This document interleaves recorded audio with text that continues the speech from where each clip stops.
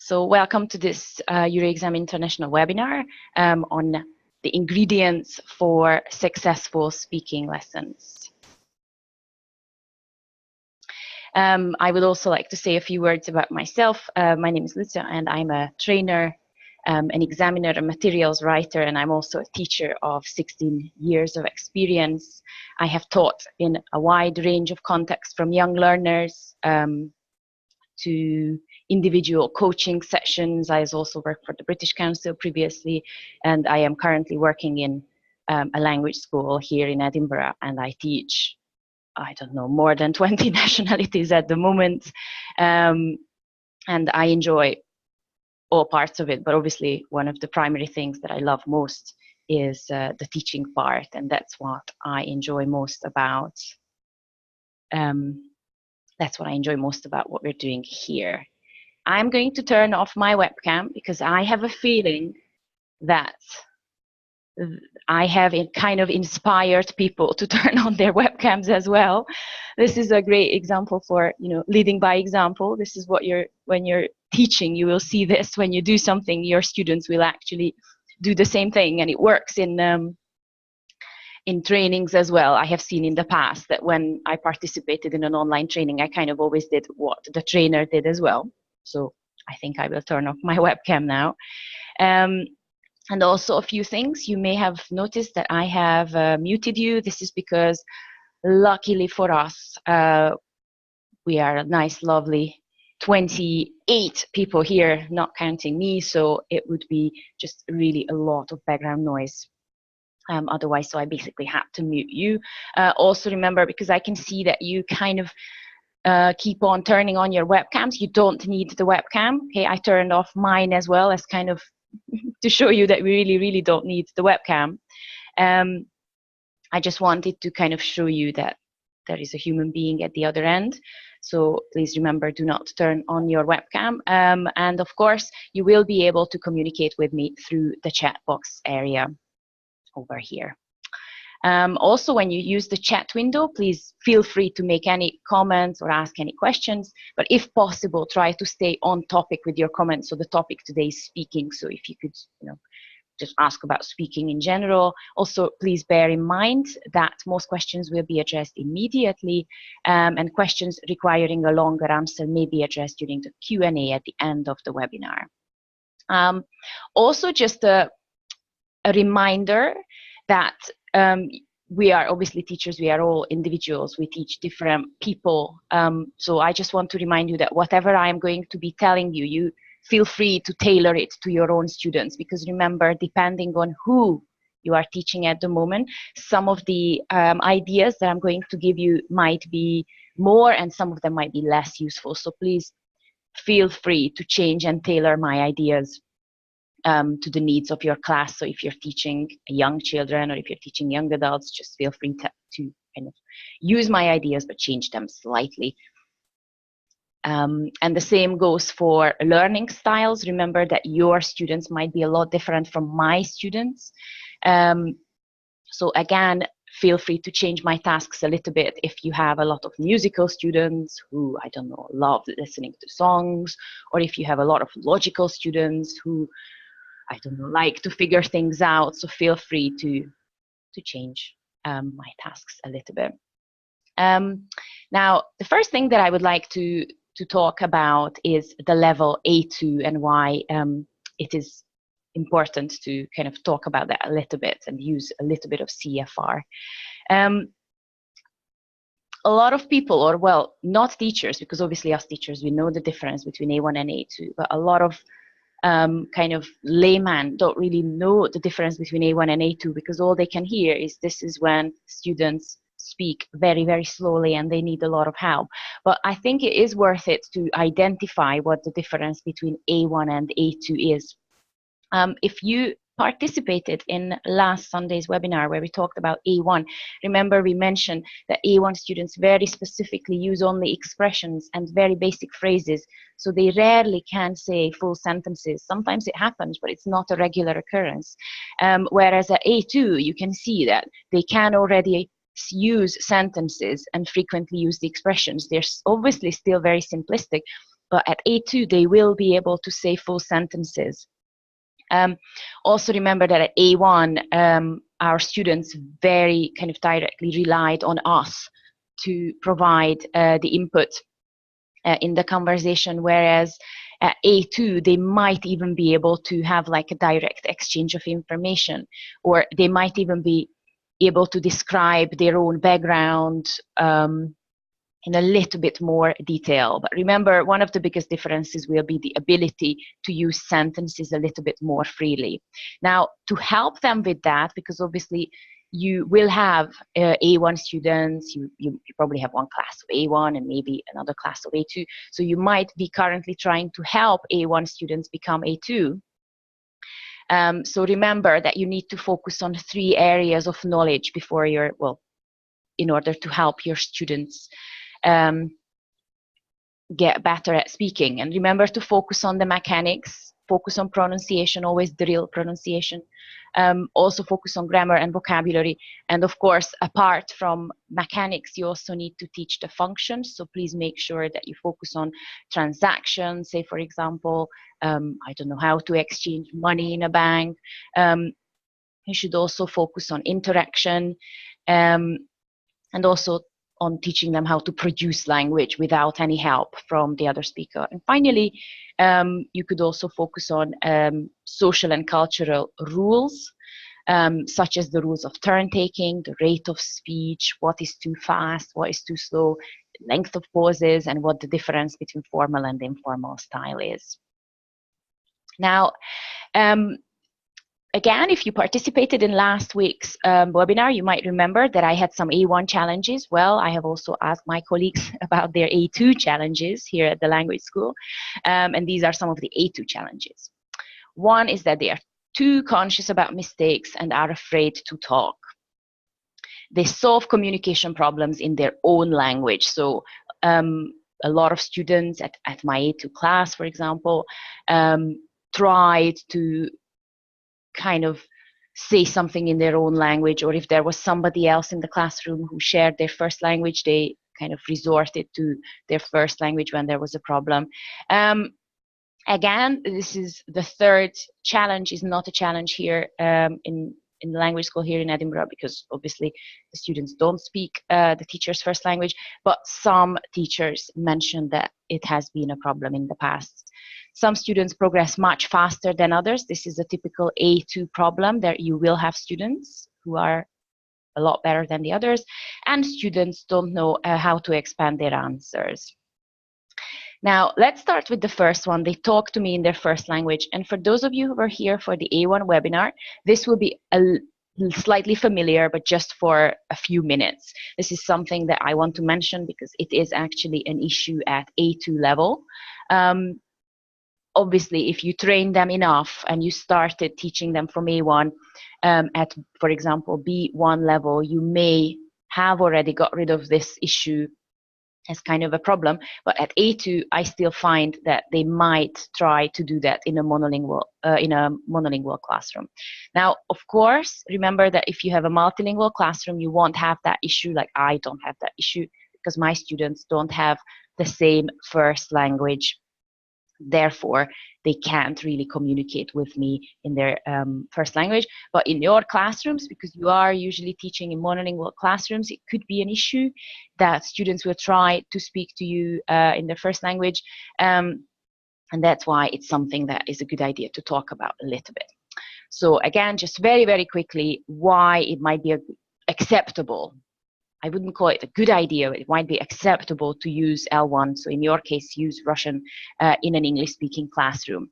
It could be acceptable if using L1 is more time efficient.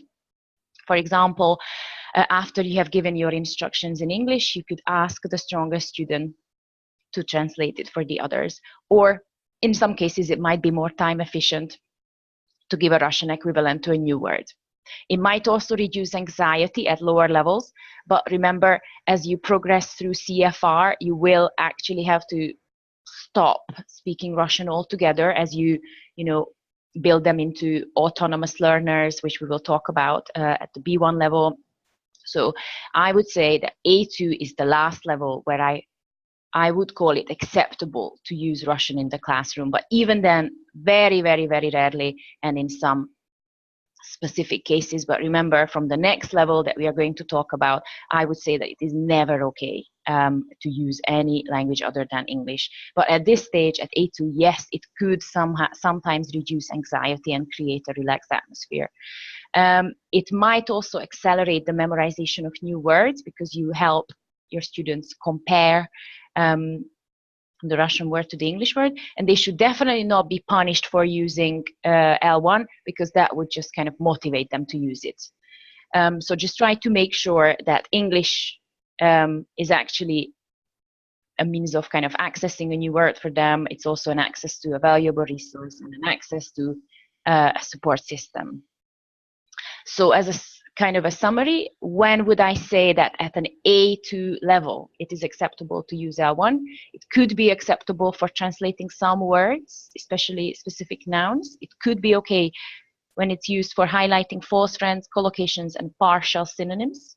It could be okay for discussing grammatical differences between languages, or even discussing abstract grammatical terms with learners, remember, only at lower levels.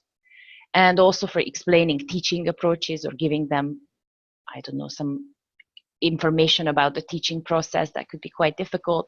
And also for translating instructions if necessary, but it's not always necessary. And the reason why I would like you to only use any sort of Russian in your A1 and A2 classes is because if you don't use English enough in the classroom, students may lose confidence in their ability to communicate in English. They might think that if they don't know the exact translation, it means that they don't know a new word.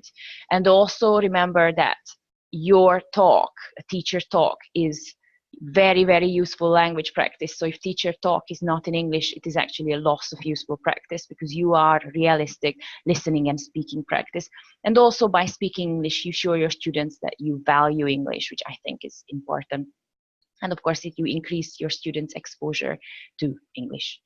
And remember that certain classroom commands and common expressions can actually be learned just through routine use. So if you use certain words very often in the classroom, you can just teach them those words just by using it in front of them. And of course, you are also a model for your students, not just in terms of production of language, but also your attitude towards the language. So they will kind of imitate you in your use of the language. So you need to show them that it's not a subject. Now, remember, one of the A2 challenges was, and it's quite similar to a challenge we had at A1, is that they solve communication problems in their own language. So how can we encourage our students to use English in the classroom? Rule number 1, encourage the use of English by using it yourself all the time. And also, instead of translation, do concept checking. So when you're teaching new vocabulary, they don't necessarily have to know what it is in Russian. It might be enough if you do a bit of concept checking. So, for example, instead of saying, do you understand? Or instead of translating that given word to Russian, you could give them a chance to participate and demonstrate that they know the word. And this also uses existing knowledge. So in order for them to demonstrate that they know a new word, they will have to use words they already know. Now, instances of concept checking include when you ask the weakest student to demonstrate the fact that they have understood you. You could ask one student to translate, or one student to paraphrase, or to give a definition for a word that you have described, or maybe a teacher could demonstrate with a student. Now, for those of you who were here at last webinar, we did a bit of a game with concept checking, which I think is so useful. So I have created a similar game, but with new concept checking questions. So what I'd like you to do is find the chat box, which I think most of you have already found, open it, and when I say one of the numbers in these questions, I would like you to enter the first letter of the name of the correct category where this concept checking is useful. So for example, If my concept checking question is the first one, why do we need a something? Why do we need a spoon, for example? What kind of part of speech or category am I actually concept checking for? Someone have already found it. Excellent. It is a noun. Very good. Now let's see another one. Let's not go in order, just to keep you on your toes, to keep you focused. What about number 7? What is the opposite of something? It is an adjective. Very good. Let's see another one. Number 6. When should it not be said? It is register. Oksana, yeah, you wrote, a V for vocabulary, yes, or verb, okay, I thought, okay, yes, you're right, we could ask about verbs as well. So when should it not be said? Certain verbs should not be said, but it's basically a category of register when I'm trying to see whether my students understand the difference between formal and informal vocabulary. Let's see another one. Number 8, does it sound polite or rude to you? Would I check for register, nouns, verbs, or adjectives? It is register. Excellent. Let's see another one. Number 2, show me how to. Verbs. Excellent. Very good. So I hope you see the logic of concept checking.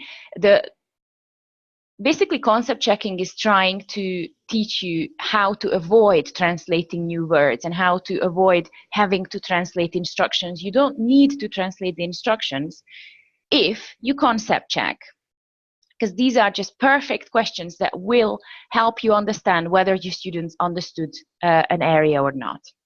Now, another way to tackle them solving communication problems in their own language is to teach them how to avoid them. Remember, a lot of students, a lot of teachers kind of try to prohibit the use of any language other than English, or they punish a student for saying something in their first language. I really don't think that punishment works. It will kind of spur them into defiance, and they will want to use the word just to, I don't know, make fun out of you or something like that. So I never actually punish students for using another language. I usually try to teach them a lot of self-help and getting help techniques that will help them tackle this issue.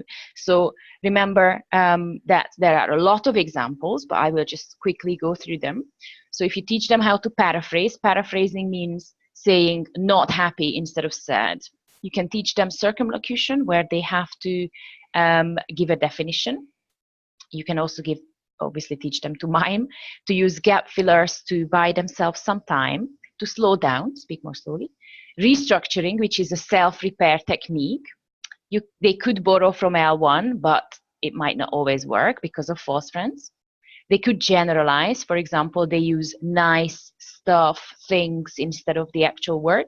They could use approximation, for example, using flower instead of rose.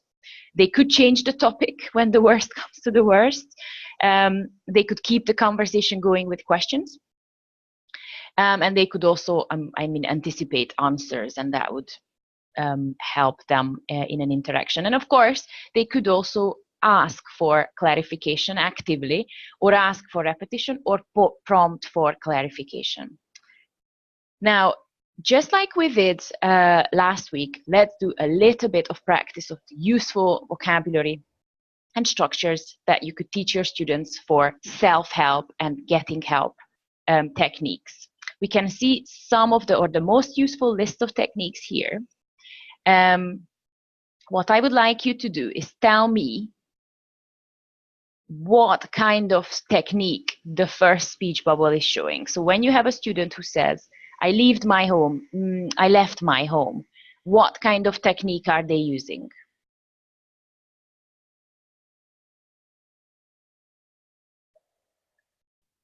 Are they paraphrasing? Are they using circumlocution, restructuring? If you know the answer, can you enter your answer into the chat box? Paulina, very good. It is restructuring.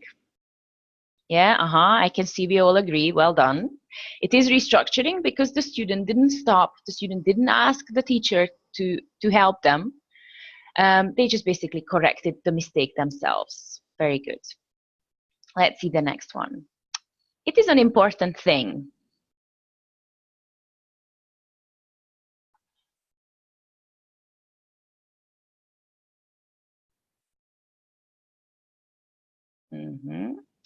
Generalization, excellent. Using things and stuff, very good. I don't know the name. It's like a fork, but for soup.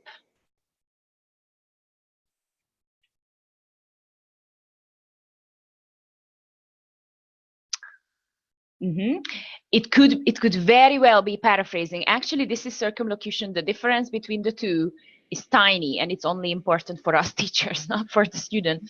But paraphrasing is usually, for example, using the opposite. So instead of saying happy, I say not sad.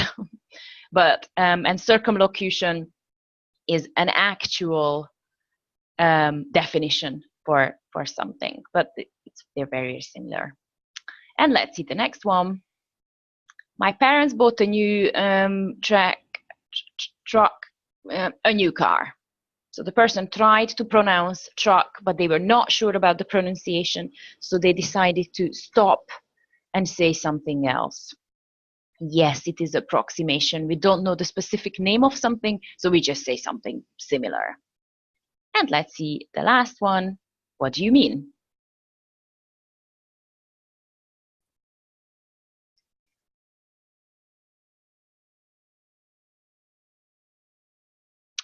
Asking for clarification. Excellent.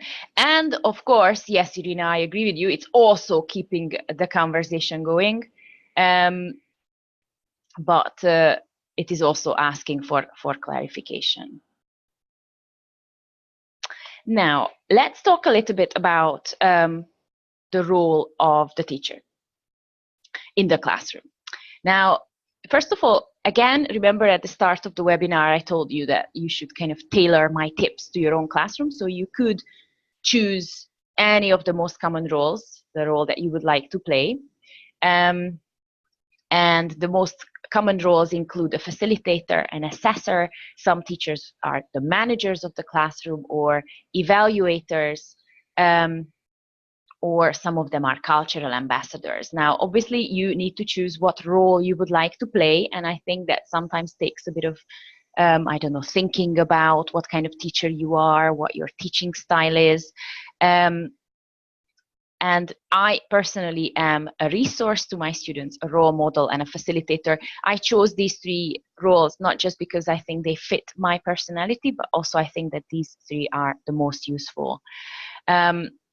So let's start with the facilitator. So what does a facilitator teacher do in the classroom?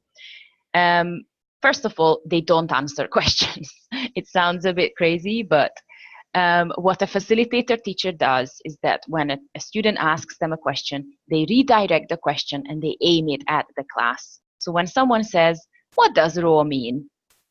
A non-facilitator teacher would say, it means, and you give a definition. A facilitator teacher would say, does anybody know what it means?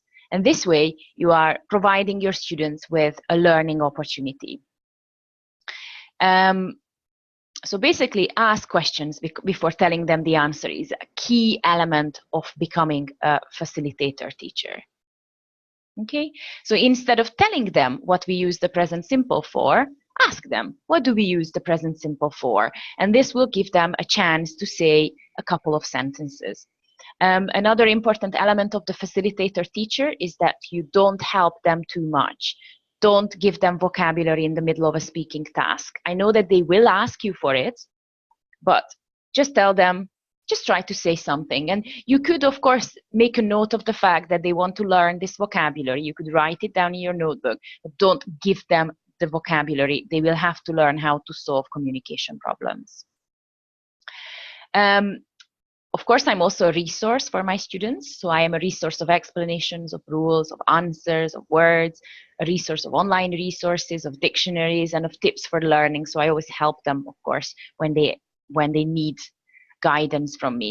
And I'm also a role model for using the language, for pronunciation, for communicating, and for learning a language. Remember, you are an amazing role model for your students because you have learned this language and they are trying to learn this language. So please remember that this is an important role you play in the classroom, that you are a role model for learning a language. Now, another important thing of the facilitator teacher is that you need to take every opportunity in the classroom to make sure that it's not you who's speaking, but it is actually the student. So let me give you one example. Ask a student to read the instructions. So say, instead of saying, okay, now let's move on to task 2. Describe what's happening in the pictures below. Instead of this, you could say, after task 1, you could say, okay, now let's move on to task 2. Nikita, can you read the instructions in exercise 2? And then he will have to find exercise 2. This will give everybody else in the class time to find task 2. It will give Nikita, obviously, an opportunity to read these expressions. And it actually provides students with a bit of time to actually locate where we are on the page. And this is just a very, very simple way of eliciting more out of the students. The second tip, and this is also very, very important, I know that sometimes it seems like the lead-in speaking task is pointless. So very often before a reading or a listening task, you will have a lead-in speaking task, which is sometimes just a simple question. What do you think is going to happen in the story? Or even something silly, such as describe what's happening in the pictures below before actually reading the story, but never skip the lead-in speaking task. It could be a valid speaking opportunity, and your students might be able to speak for 3 or 4 minutes altogether in pairs about it. So always do the lead-in speaking task. The third typical facilitator teacher thing to do is to ask a student to demonstrate the task. So say, remember, we talked about concept checking and how important it is to check that your students understood the instructions. So when you have already asked a student to read the instructions here, the next thing that you could do is nominate a student to demonstrate the task. So one student will start describing one of the pictures. Another thing that you need to do, kind of start doing if you want to be a facilitator teacher, is get students to compare answers before checking them with the whole class. So something very, very simple. They have read the text and they have put the sentences in the correct order.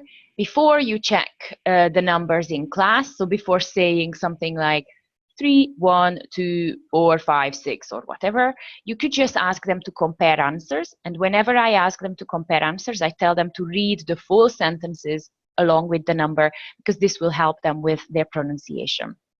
Okay, so 4 simple tips that you can easily start doing from tomorrow, and it will turn you into an amazing facilitator style teacher. All you have to do is do this systematically every single time. Okay, so another important thing, I think, for young learners and for young adults as well, is to explain what the aim of the task is, because you need to keep students focused, and young learners, lose focus very quickly. So you need to make sure that they understand what the aim is. Why are we doing this task? So you have to explain the target language that they need to use, and you also have to monitor them to keep them on task. So you have to make sure that you're not just monitoring for errors, you're also monitoring because you're checking that they are actually solving the task and that they are not doing something else. You also need to demonstrate the task, because remember, this will help them, keep focused. And you also have to monitor progress. Did they do this task better than, I don't know, when we did it last week? So remember to give feedback, which brings us to the topic of feedback and progress. Remember that if you want to become a facilitator teacher, you also need to be a facilitator of progress, and that means useful feedback. Now, very often teachers have a tendency to focus on errors when we give feedback, which is of course a very easy thing to do. We're thinking, okay, I have to give feedback, so I'm just going to tell them all the mistakes that they made. But very often I find that when I monitor, that the problem is not always mistakes, that there were other issues. Say, for example, at A2 level, I sometimes find that students find it hard to start using the past. And that is part of the reason why at language exams, for example, a Euro exam, they won't need to use the past tenses. We'll talk about that very, very soon. But that doesn't mean that the past simple is not a CFR requirement for A2. It is. Remember, we talked about it last time. According to CFR, the past simple in its simplest form, so the regular verbs and maybe a couple of irregular verbs, are already a requirement at A1.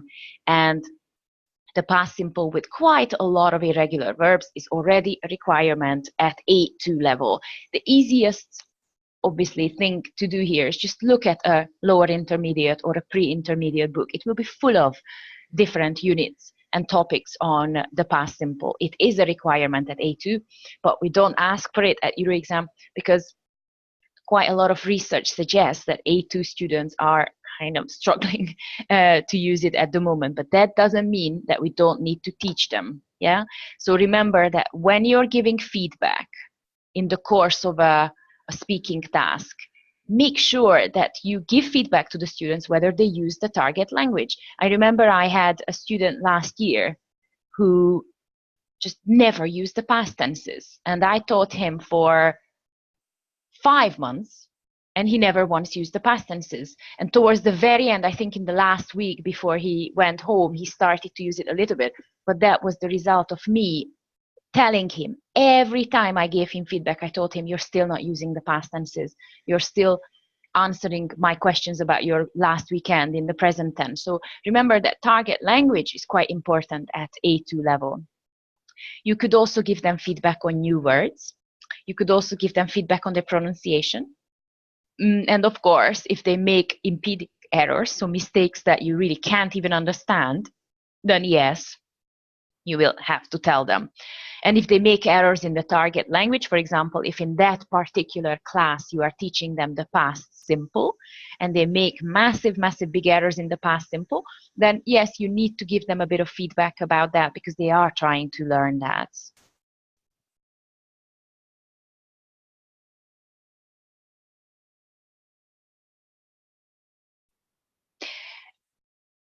Yes.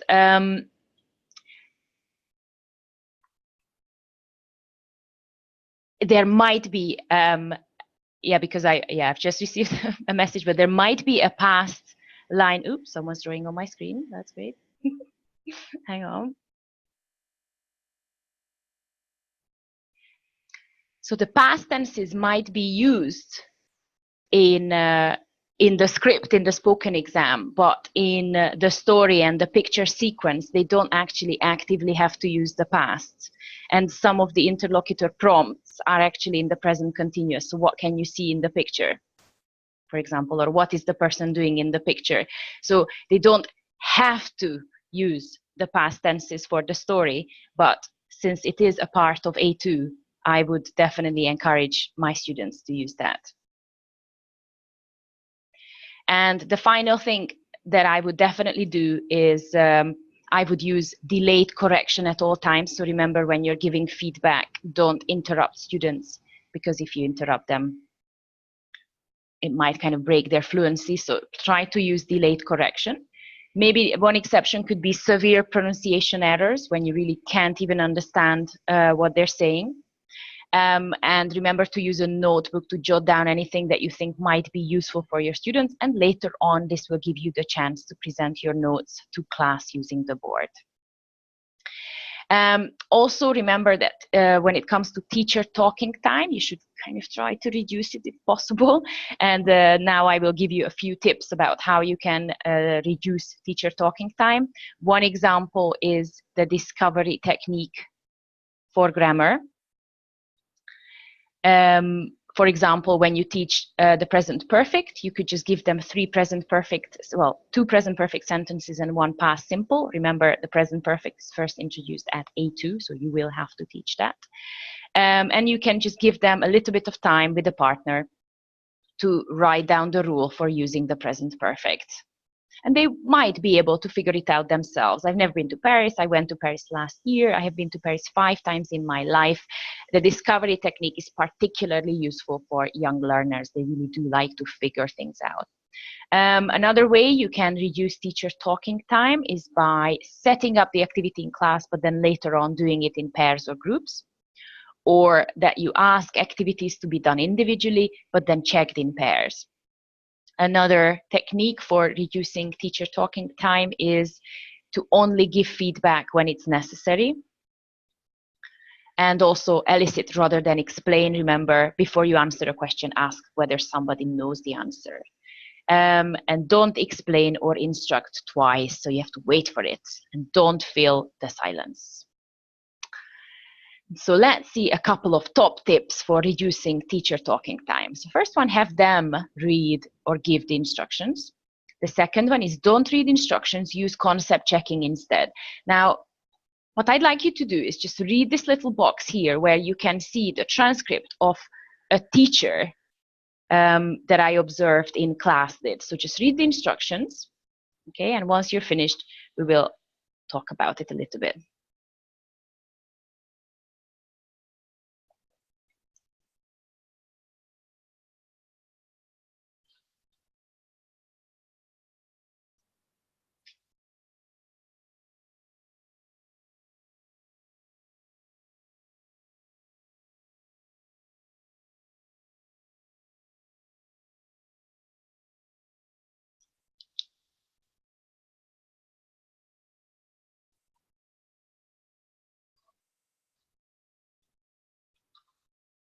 Okay, so you can see that this is something that's very, very easy to do.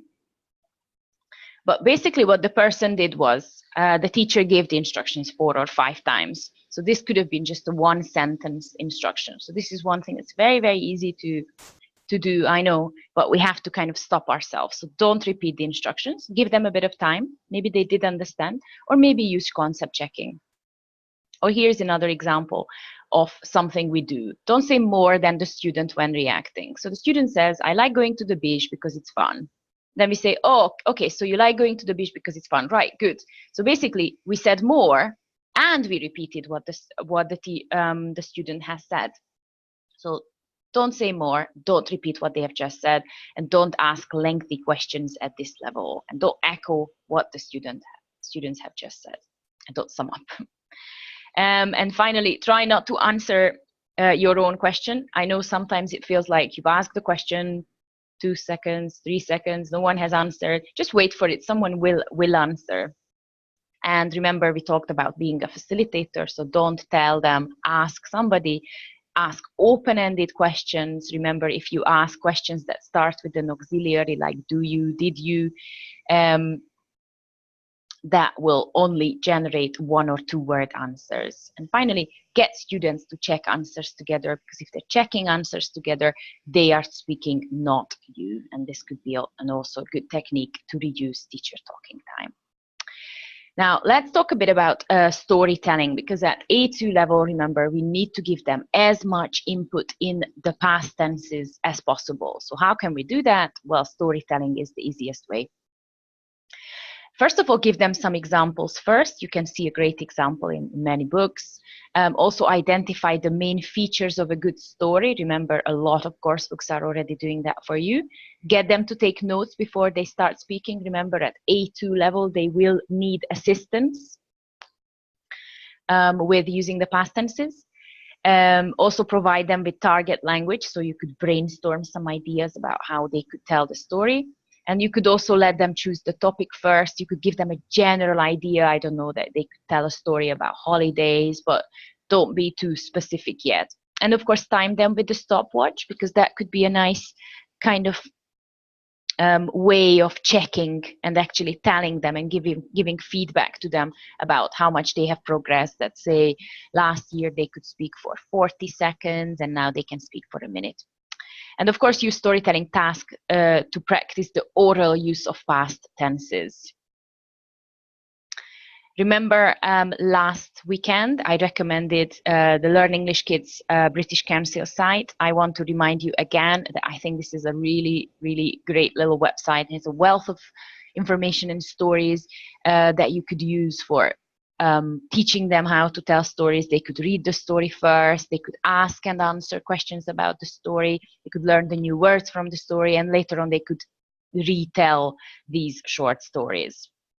And also remember that there is a picture sequence part in Euroexam A2, which again could be a great way to let them kind of practice telling very, very, very simple stories. But remember, we also talked about the mechanics.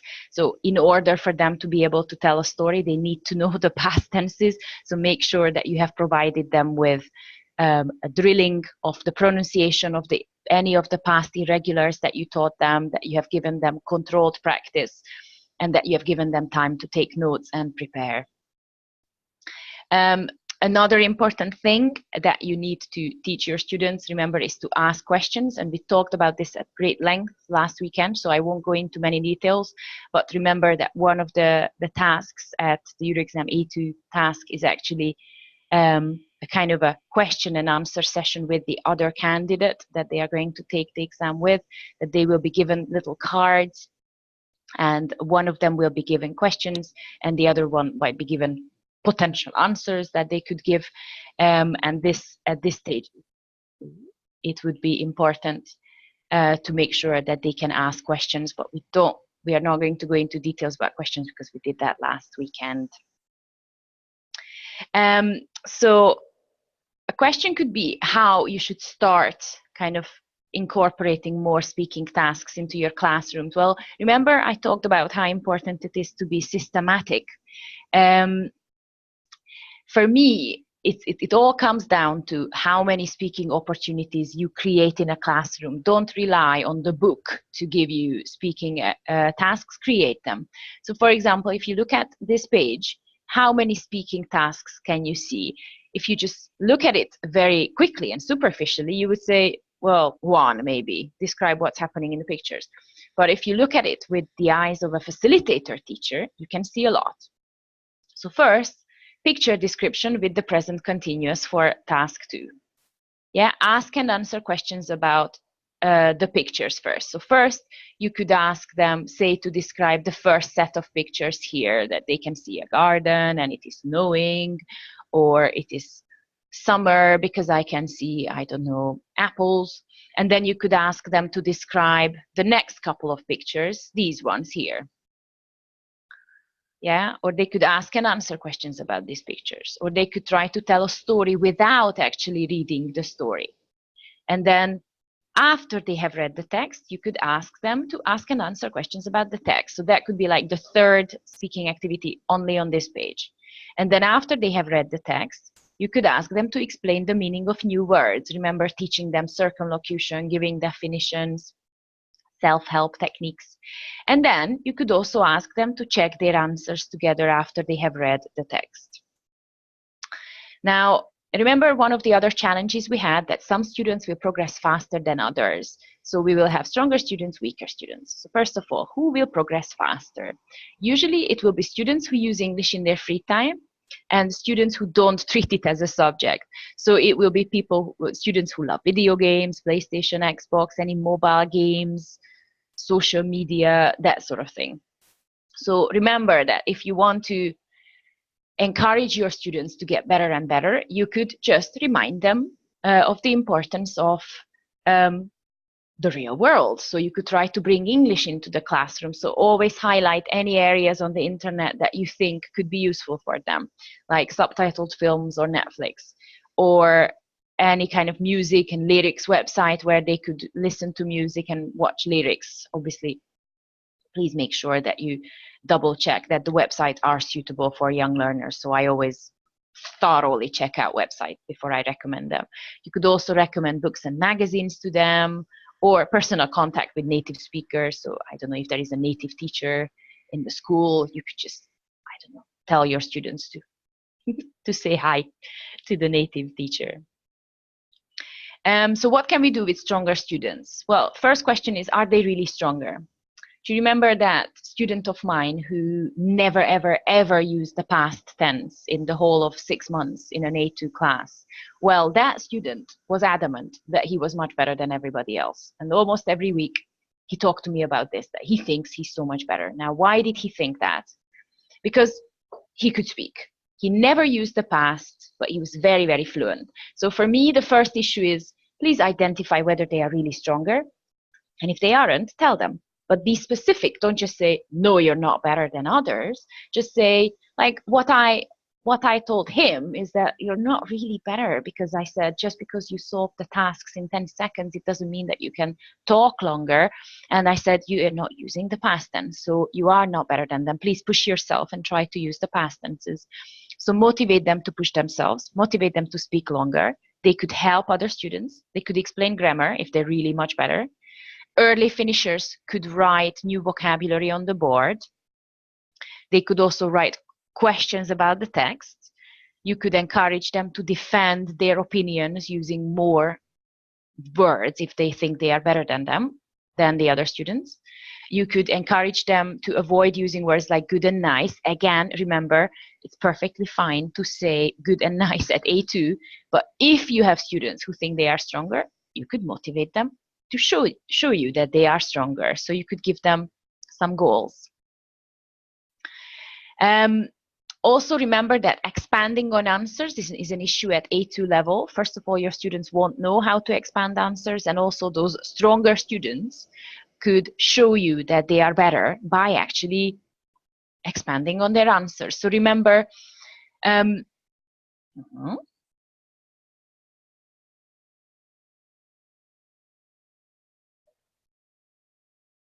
on, I just had a question.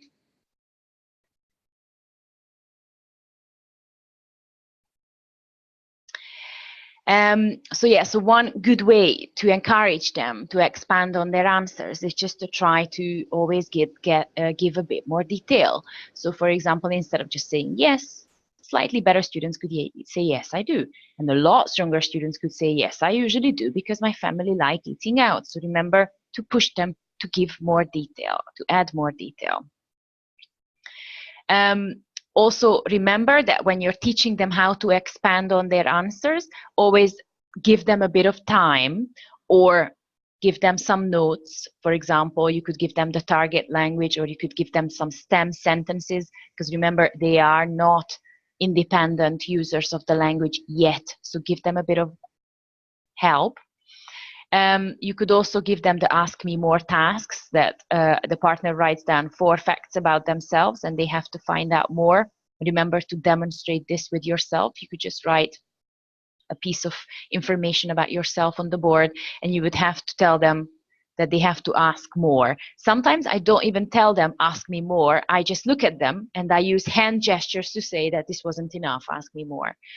Or you could also have the why task, which I think is so funny, especially with young learners, where you encourage your students to constantly ask why questions. And this will obviously teach them to give reasons by using another sentence with because. And of course, remember that at A2 level, you have to help them build up their answers. So when you ask them a question like, what do you like about the town where you live? And what don't you like about it? Please give them target language. You don't have to write this before the class. You could just brainstorm this with your students. You could just ask your students, okay, so let's put a couple of words on the board. What do you think is useful when answering this question? And they will come up with a couple of expressions, especially the stronger students will come up with these good words. So it is a good idea to use them for a brainstorming session. Now, another typical A2 challenge is that they are too conscious about mistakes and are afraid to talk. Now, first of all, this might have happened because you overcorrected them. So my students are not conscious of their mistakes because I do very gentle kind of delayed correction. So be careful with corrections because you might actually make them too conscious of their mistakes. One thing that you could do, but again, it's up to you. Some teachers don't like putting music on when there is a speaking activity. There is quite, I mean, a very solid kind of rationale behind it, because in that case, nobody can hear their mistakes. They will feel a lot safer. And the music also acts as a timer for the activity. When you want them to stop, you just stop the music. So it is a good technique, but not everybody likes it. I remember when I was a language learner myself and I was learning Italian. I had a lovely Italian woman who was my my teacher, and she had this technique of starting some Italian pop music from the 80s, and I kind of liked it. I remember as a student it was quite fun. I liked it, that I could make as many mistakes, no one could hear it. But you have to be careful with the volume of music, because you, the teacher, you have to hear the mistakes, because that's why you're there, because you're monitoring them, you're monitoring to keep them on task, you're monitoring the target language. So make sure that you adjust the volume of music. And remember, do not correct them too much until they are fluent. So at A2 level, only correct impeding, major confusing errors and pronunciation errors. And remember that accuracy and fluency are complementary. So if you correct them too much, their accuracy might go up, but their fluency is going to go down, and that's not what we want. So remember, delayed correction. And make sure they don't notice you taking notes when they speak. So kind of hide your notebook a little bit. Now, this brings us to note-taking and monitoring.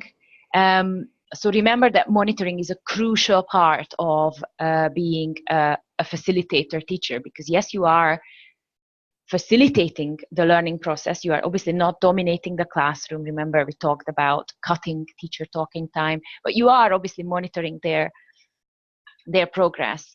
So one thing to remember is to keep groups small. So say, for example, you could use a lot of pair work, or maybe put them in groups of 3, but not bigger than that. Also have a system for monitoring. Decide what system works best for you and choose one and stick to it. Make sure you provide feedback to each pair of students. Don't interrupt the flow of conversation with a correction unless it is an impeding or pronunciation error. So when you're monitoring, don't just say, oh, sorry to interrupt, but no, this should be, I don't know, goes and not go. Don't do that. Only interrupt them if it was a major pronunciation error.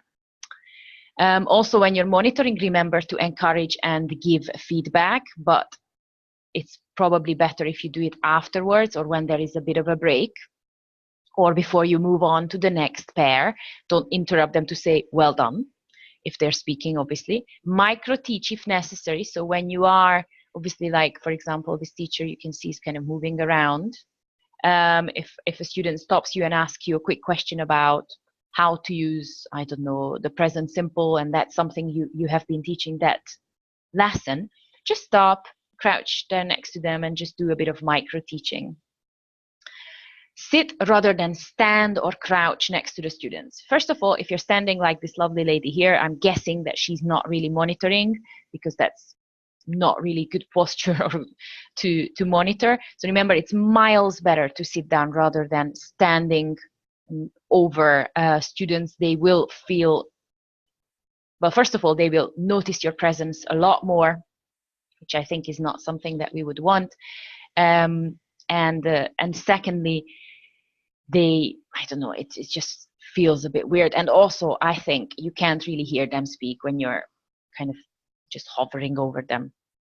So I usually sit down, and I don't crouch because I have bad knees, so I can't really crouch for more than 2 minutes, so that's not useful. So I usually just have a bit of a little chair, and I kind of drag the chair around, and then I move the chair around the classroom, and I sit next to pairs of students as they solve the task.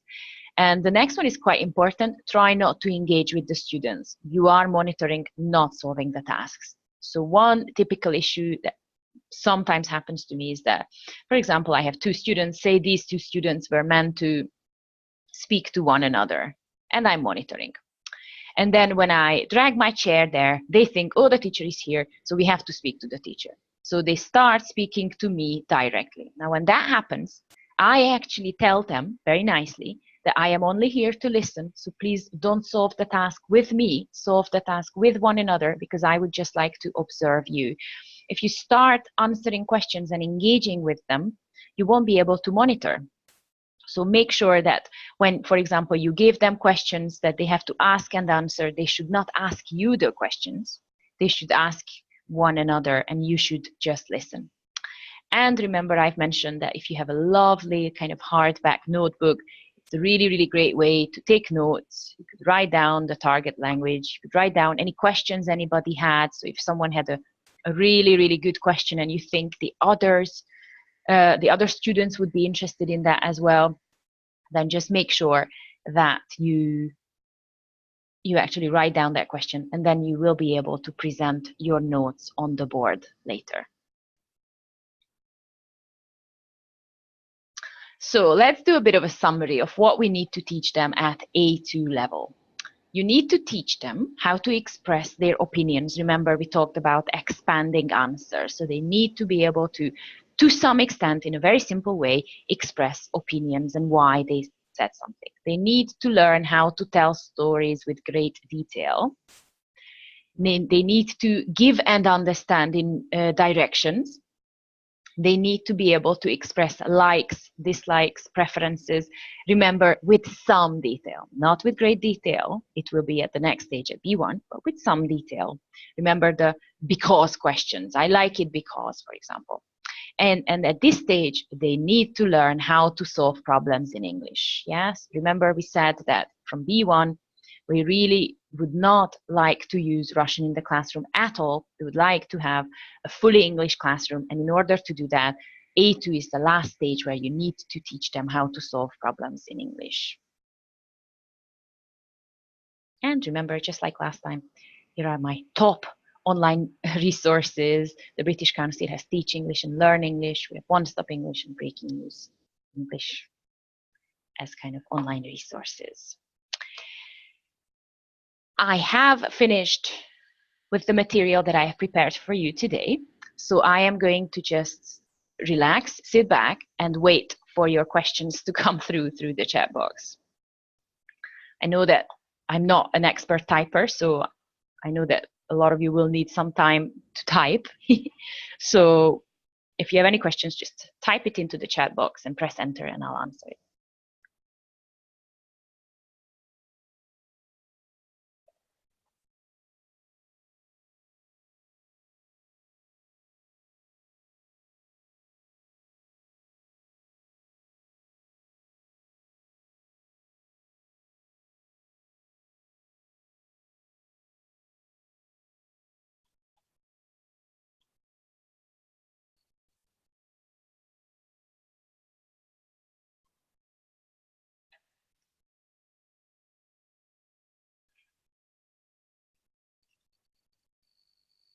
Well, thank you for coming as well. Any questions?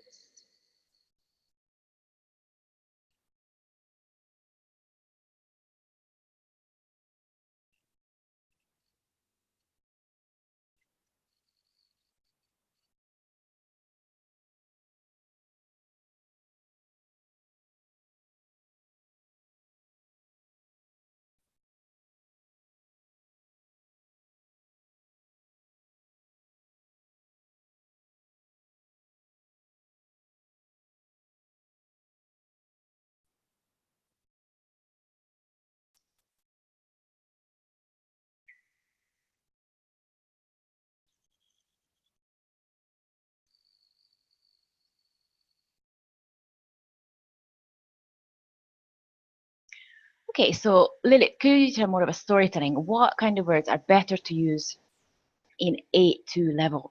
In terms of words, Lilith, what do you mean by words? I would definitely encourage my students when we're practicing the past simple to use some adverbs. So I would teach them when, after, before, just those sequencing adverbs. I definitely wouldn't go into too much detail. Remember that recycling is quite an important part of teaching. So very often I find that I don't know, even students want to go faster. So say I remember at the British Council, what was it, 2 years ago, I had one student, I think it was a Spanish guy, who wanted to, what was it? I think he said something like he wants to go from A1 to B2 in 3 months. So we had a bit of a chat about whether that was humanly possible or not. And he had a problem with the fact that we don't get through the textbook as fast as possible, because he kind of felt like that's something that is the best kind of, I don't know, indicator of how amazing a class is. But for me, whether I am good at what I'm doing is not a question of how many units I've covered. It's actually how good my students are. So I think I am quite proud of my own classes, even here in the language school in Edinburgh. I feel like my classes are really, really good at communicating, and they can speak a lot. I'm currently teaching 2 B1 levels. Until last December, I was teaching A1 and A2, and now I'm doing B1. And I also did a bit of B2 last year. And I always find that it's not important whether you finished one file out of New English File or out of Family and Friends. It's not about how fast you are. It's about whether you have covered every task in the book. And remember, a great indicator of how good you are as a teacher is how much your students can speak. So if your students can speak a lot, you will progress faster. So if you ask me, it's basically when we talk about storytelling, I would just, because Lilith, you've asked about storytelling, I would just encourage them to speak as much as they can. And I sometimes even organize like little storytelling marathons that I start a stopwatch, like a massive big stopwatch on the screen, because we have interactive whiteboards in every classroom. So I usually just put a massive big stopwatch there, and then I put them in pairs, and they have to tell stories. And one by one, they kind of drop out, because obviously at A2, some students can speak for 1 minute, some of them can speak for 1.5 minutes. And then we have a winner, and the winner it's quite funny. The winner will be the last person talking, so that it will be quite quiet, and they really enjoy that. So to answer your question, for storytelling at this level, I would not focus on the kinds of words which are better to use, because at A2, they will know kind of limited vocabulary. So I wouldn't start teaching them synonyms. Synonyms will be useful at B1, maybe B2, but at A2, they will know some synonyms, but actually A2 is that lovely level where they realize that, wow, nice is good for so many things. And it's that stage that they think that it's a great thing, that they can say nice weather, nice food, nice people. So I would generally just focus on building their fluency. Can they speak a lot? And of course, one thing that you should monitor with storytelling is that they are actually using the past tenses. Remember what I said about my students, the guy who didn't use the past tense in a 6-month A2 course. It is hard to start using the past tense. So when you're monitoring, please monitor that they are actually using the past tenses. And that obviously should be separated from mistakes in using the past tenses. I always reward my students for using the past tenses, even if they use it incorrectly. I hope it makes sense. So I think it is a great big step when they start using the past tenses, even though they will make a lot of mistakes in there. Yes, it is. I think you are going to, because Irina, you've asked me if we can receive a video from the last session. As far as I know, there is a video in the making. I don't know when it is going to be made available, but it is happening. You just need one reply in the dialogues. Oksana. Any other questions?